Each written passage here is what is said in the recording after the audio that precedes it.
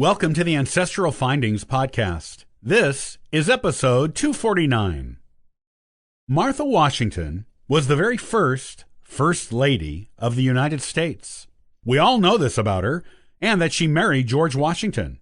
But what about her life before him and after him? Do you really know Martha Washington? Tune in today for her story.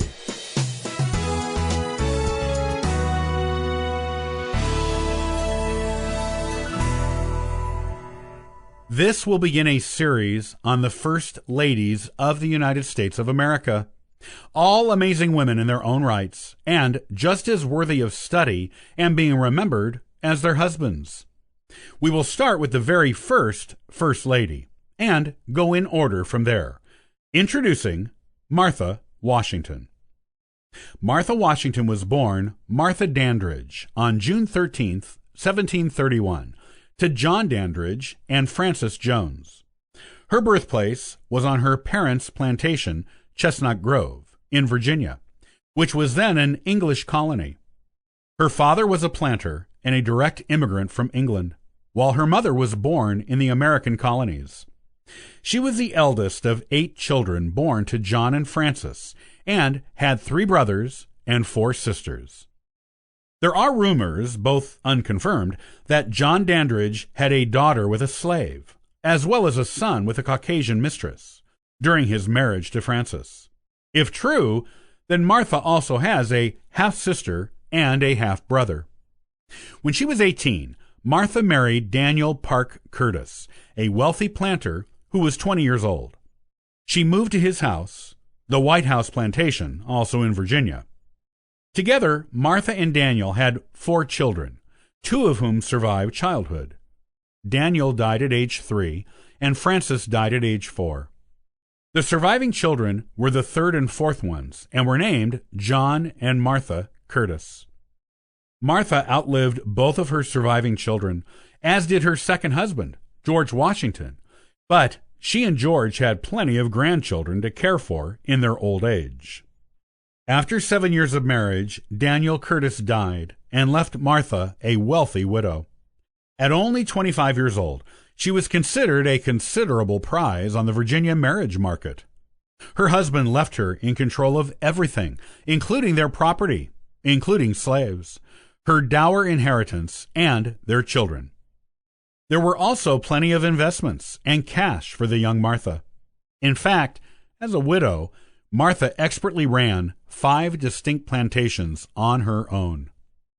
George Washington was from a wealthy family, lived near Martha, and owned property, which made him a worthy suitor for her, and they got married in 1759, when they were both 27. In fact, George had known Martha and Daniel when Daniel was alive.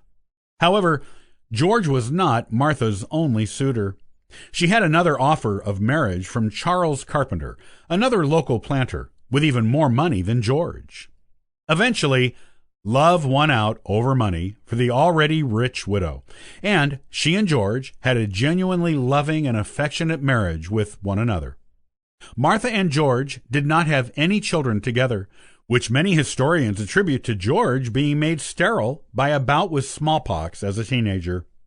It didn't seem to matter to them. Together they raised Martha's 2 surviving children by Daniel, and George treated them as his own. Martha's daughter, Martha, nicknamed Patsy, died at age 17 in 1773 due to an epileptic seizure.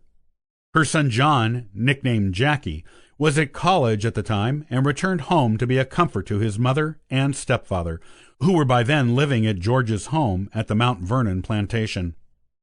Jackie Custis married and had 4 children, and even served as a personal aide to George during the siege of Yorktown in the Revolutionary War. However, he died of typhus during the Revolution in 1781 at the age of 27. Martha and George raised 2 of Jackie's children, Eleanor Parke Custis and George Washington Parke Custis. Martha and George were also well known for providing financial support to numerous nieces, nephews, and other family members in both the Washington and Dandridge clans.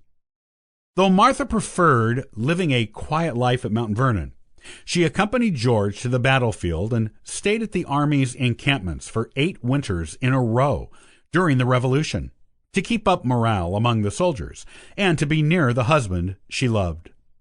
Once the Revolution was over, Martha wanted George to come home to stay. She was not happy when he was elected as the first president of the new United States and did not want him to accept the position. When he did, she refused to go to the inauguration. Yet, once he took office, she assumed the duties the public expected of her as the president's first wife, hosting dinners and affairs of state. The term First Lady had not come into use yet, and she was referred to as Lady Washington. She is the only First Lady to never live in the White House, as it was not built during her tenure. She and George conducted business at temporary capitals in New York and Philadelphia. Martha was happy to go back to Mount Vernon and leave public life behind when George's 2 terms as president were over. She kept a full-length portrait of George, done by artist John Trumbull in 1790, and given to her as a gift, displayed at Mount Vernon in the new room. She also managed household affairs, including the management of the more than 300 slaves she and George owned together. Each of them brought about half of this number into the marriage. George stipulated in his will that the ones he brought into the marriage were all to be freed after Martha's death. If Martha outlived him, which she did by 3 years, Martha expressed a particular desire to keep the slaves on the plantation, because so many of the ones she and George brought into the marriage intermarried with each other and had families. She wanted to keep these families intact and was dismayed when a few ran away. One slave who ran away during George's 2nd term as president and gained freedom in New Hampshire was interviewed in the 1840s, and she had nothing but good things to say about Martha and the way she was treated by her. She just said Martha did not understand being treated well was not enough for her, that what she wanted was freedom to do as she pleased, for her and the children she had after she gained her freedom. Martha actually freed all of George's slaves a year after George died. Those close to her advised her to do so because all the slaves knew they would be free when she died, and her loved ones felt it was in her best interest to not give them a reason to make that happen sooner than necessary. All of George's slaves were freed in 1801. Martha freed none of her own, however, and left them to her grandchildren, which resulted in the breaking up of some slave families, one of the very things she tried to prevent when she was alive. Martha always had somewhat delicate health, and she died in 1802 at the age of 70.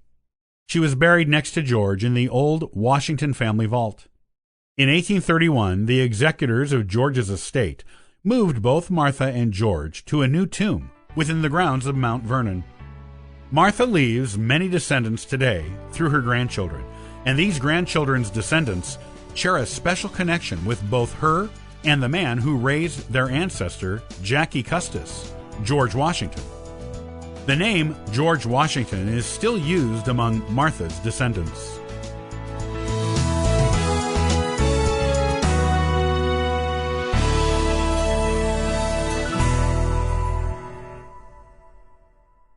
Did you know that old newspaper advertisements can tell you a wealth of information about what your ancestors' childhoods were probably like, or what they may have been like as parents? This is valuable information you won't find anywhere else. Join me next time to find out what old advertisements can reveal. Thanks for joining me today. I'll see you next time on the Ancestral Findings podcast. And for further info, you can visit us at ancestralfindings.com.